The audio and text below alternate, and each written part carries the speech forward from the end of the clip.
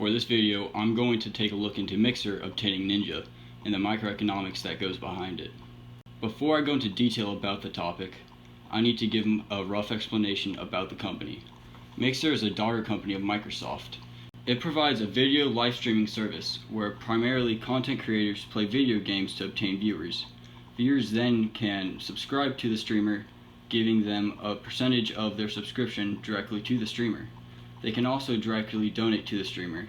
These are the ways streamers make an income. Mixer's main competitor is a more popular streaming service called Twitch, which operates very similar to Mixer. Now with a base understanding of the company, we can transition into the topic. Mixer, being younger than most live streaming services, had a hard time among the other major competitors. So they decided to do a big promotional stunt in making a deal with Twitch's most popular streamer, Ninja, to switch to Mixer. This is a very debatable topic on whether this was a smart idea or not.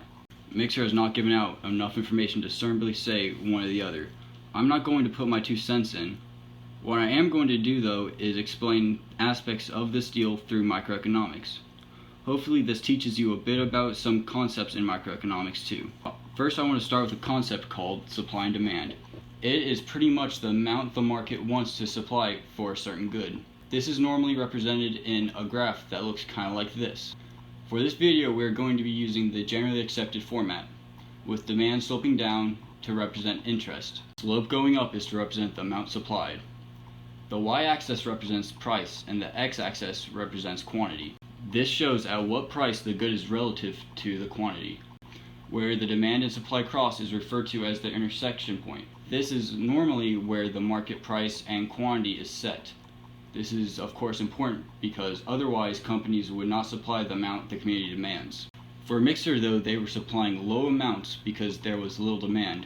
They hoped that the demand would skyrocket after obtaining Ninja, which it did, but it only did this for a few days. They hoped an increase in demand would mean an increase in streamers that would join Mixer in the long run. This did not end up happening though, and the demand went down, meaning that their stunt was pointless. What Mixer wanted is shown here, with the consumer surplus in this section and producer surplus here. The change in equilibrium was caused by the producer paying more, as shown by this rectangle. All it shows is who's paying for their increase in price. The hardest part of the supply and demand curve is when supply increases, it goes left, and when demand increases, it goes right. The best thing to help with this is an increase means up for both supply and demand. Next, I'm going to talk about elasticity and inelasticity of Ninja streaming on Twitch. If a product is elastic, the price is too high, and if it's inelastic, the price is too low. For my example, I am assuming Ninja's demand is the same for both platforms. At $4.99 on Twitch for 1 sub, Ninja obtained 11,990 subs the month before he switched to Mixer. Mixer does a deal with Ninja for the first month, making it free to subscribe. He obtained over 1 million his first month. Now using some math, we can tell whether they should lower or raise the price. The math is the percent change in quantity over the percent change in price, which would look something like this.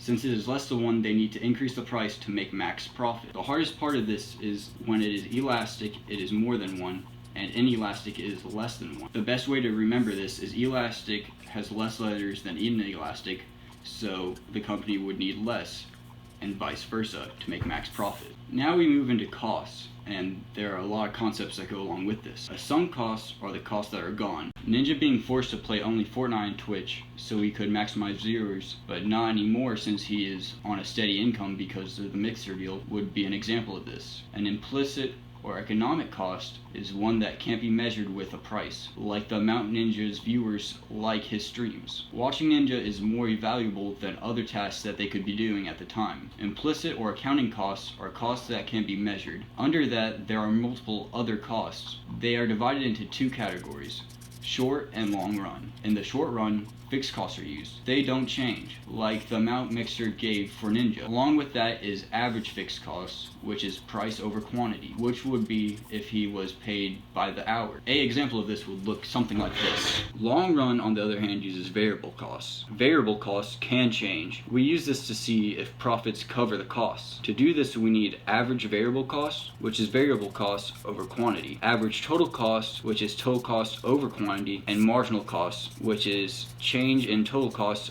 over change in quantity. Finally, marginal cost revenue or profit, which is revenue minus costs. If we use this in terms of the Ninja deal, we get this, showing that Mixer covers none of its costs by doing this deal. The hardest part of this is remembering the abbreviations and what they mean. So if you make a key for the abbreviations, it will help a lot. Finally, I want to talk about Mixer's market structure. They are attempting to join a market that is run by a natural monopoly. This is when there are high barriers of entry in an industry, and one industry has a huge advantage over its competitors. This is why Mixer is having such a large problem. They are facing a third-degree price discrimination because of this. This is an example of what the graph would look like. This shows the struggle that they are facing and the fact that the scene is not fair. This is why the Ninja deal had no impact on the market in the long run. The hardest part about market structure is remembering that some monopolies have government protections, even though monopolies are illegal. Thinking about big oil helps me with it. It's not a direct comparison, but hopefully it'll help you too. I hope that using Mixer's latest promotional stunt helped the information I gave about microeconomics process better for you. There's a lot more about the Ninja Mixer deal,